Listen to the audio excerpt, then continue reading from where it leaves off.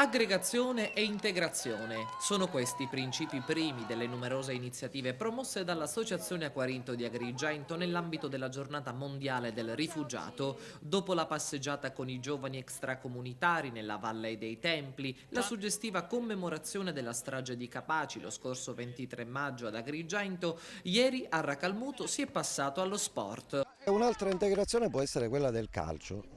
State vedendo che ci sono 4 squadre che giocano e che stanno facendo capire e vedere a noi siciliani, a noi italiani, che questa integrazione può avvenire anche con uno sport, uno sport ludico quale può essere il calcio, a cui noi italiani siamo tanto e tantissimo legati. Un torneo a tutti gli effetti, quello di ieri, dove i ragazzi dell'Aquarinto hanno avuto un ulteriore modo di interagire e socializzare tra loro. Per la nostra giornata dei rifugiati oggi abbiamo colto l'occasione di essere in questo campo a Racalmuto. Noi siamo in un progetto SPRAR Aquarinto, ospitiamo 15 famiglie, più 10 uomini, tutti venuti da richiedenti asilo, rifugiati.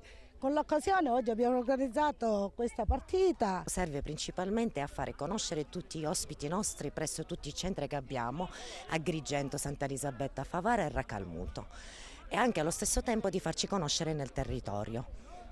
Mi auguro che sia stata una grande bella giornata per tutti noi e allo stesso tempo penso che i ragazzi si sono divertiti al massimo. Entusiasmo e grandi sorrisi per i giovani ragazzi extracomunitari ospitati dall'Associazione Aquarinto di Agrigento. Ecco la testimonianza. Grazie Italia che deve noi giocare così, mi ha dato questa nuova vita per questa cosa, e grazie a tutti i miei amici. Abbiamo giocare sempre, noi piace questo calcio, deve giocare tutti. Grazie a Annalisa e grazie a Emilio che è il nostro progetto, presidente, tutti Diego, tutti Donato, grazie a tutti amici.